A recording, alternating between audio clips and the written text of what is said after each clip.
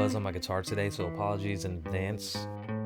The weather changes and I guess my guitar changes along with it, so just gotta put one foot in front of the other and make do. But either way, today we're going to be concentrating on a very basic or beginner minor blues progression that Guthrie Trapp had put together in one of his previous videos. I'll be breaking down a clip of one of his videos that he put together, and it involves a lot of different things in the minor blues. And that includes thirds, dominant sevenths, and little different ways that you could kind of solo over turnarounds.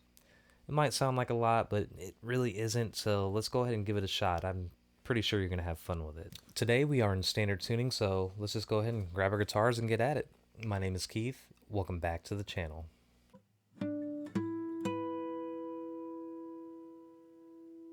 So welcome back. Yes, I do have a lot of weirdness going on with the guitar today, so again, apologies in advance for the fret buzz.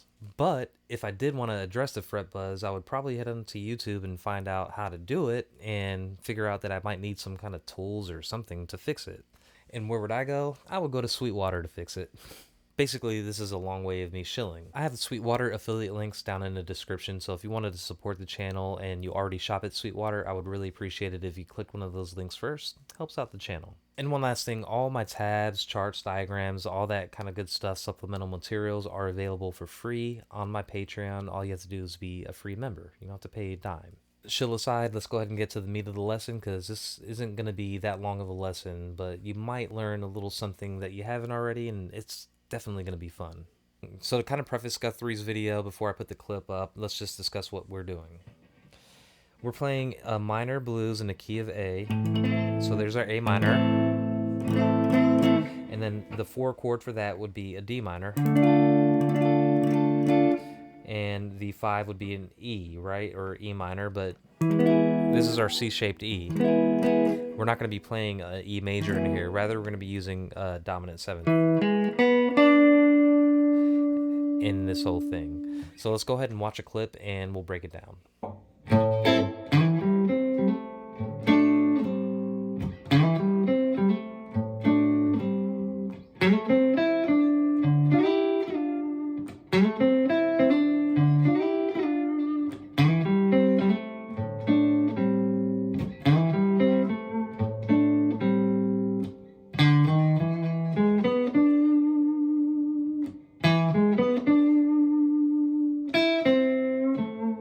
Okay, so basically what Guthrie Trapp is doing is a minor blues progression. He is not necessarily sticking to that 12 bars, but I don't think that's the point of the video. The point is to kind of wrap your head around different changes and different ways of playing it, and especially on the turnaround. So this is a little example.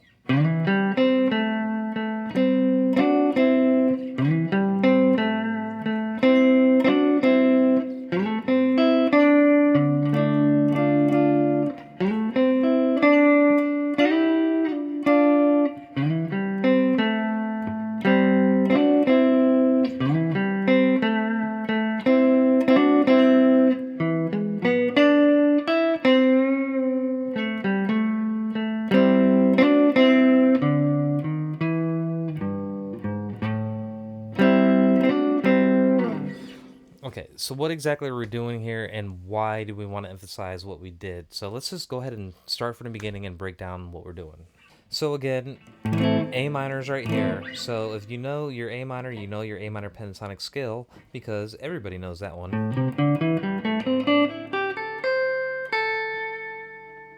So if we're doing that, what we're doing is sliding up from the 5th fret of that A string, and then sticking within it that pentatonic scale. So on the 5th fret, hit that D and G strings, and then go down on that 7th fret of the D string. So it's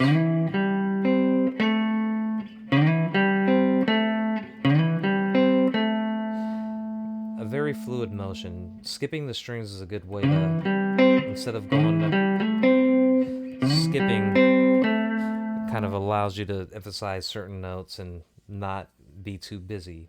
So what we're doing here is, I like to just bar down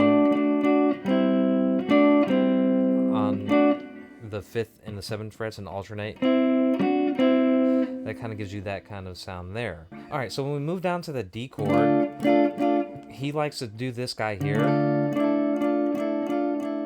which is exposing the second. So let's count out why that's a second. So to get that sound, basically you hold that D minor, lift up your middle finger,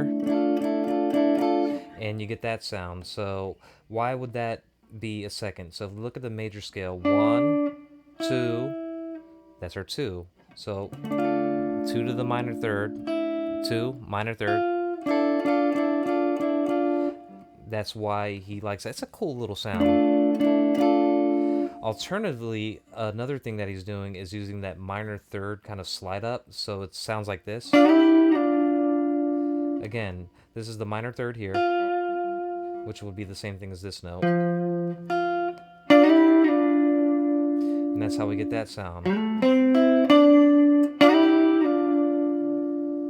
Then back to the beginning. You see how it all stitches together and sounds nice. Let's go back to that 4 chord.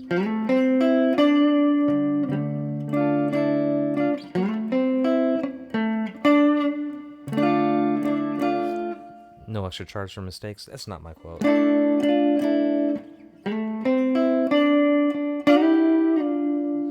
It all sounds good, so you can kind of pick what you're going to play next. Whether you want to do that or whatever suits the song. So now we're going to move on to that 5 chord, which is our E, right? This is our C-shaped E. The root on C shape is always that B string.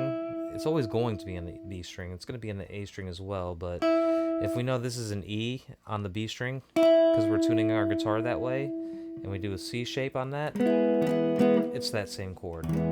Now, this is where we do that little dominant 7th turnaround, or not even a turnaround, just that dominant 7th 5 chord.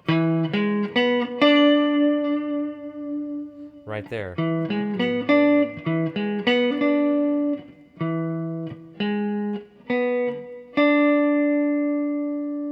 And then to kind of round that out, in the timing, you could do a bunch of different things, which he, again, emphasized in that video, which do subscribe, do watch the video.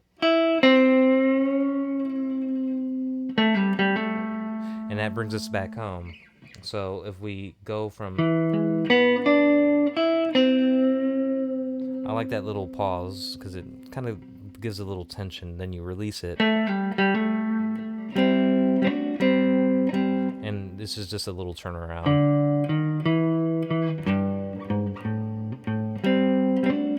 Then back to the beginning.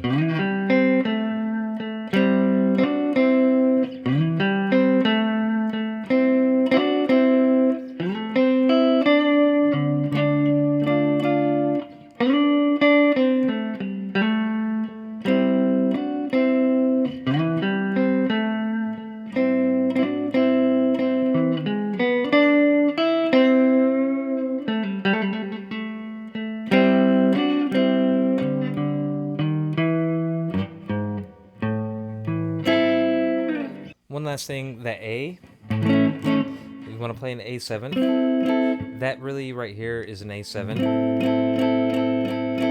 So I like, there's many different ways to play it. You can play it like this. I like to just bar here and stick my thumb on the top for the root, but you don't even need that. And what that allows me to do is... So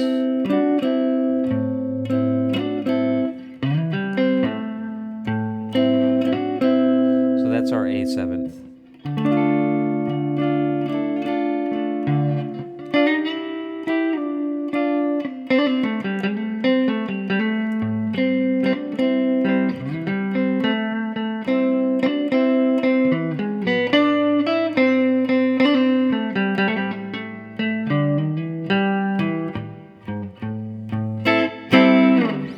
Tons of mistakes in there, but man, it's been a long week. I know this was another really short one, but I hope you got something out of it, because essentially a lot of the stuff that Guthrie Trapp emphasizes are those arpeggios and dominant sevenths and major sevenths and all this kind of good stuff here. So it's good to learn and understand where they come from and how to play them, but how do you actually add that into your playing? That's kind of like the dots that a lot of people are disconnected with. So if you ever hear like, or if you ever think to yourself, what's the point of knowing, these arpeggios, you know,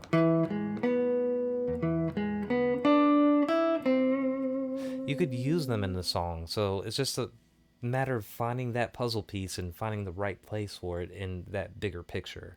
So it just takes a lot of practice and a lot of going over things and repeating and repetition until it finally clicks. So again, I hope it helped, and if it did, please throw a thumbs up on there and subscribe if you already haven't. And I hope you have a wonderful day. I'll talk to you later. Thanks. Oh, I see it.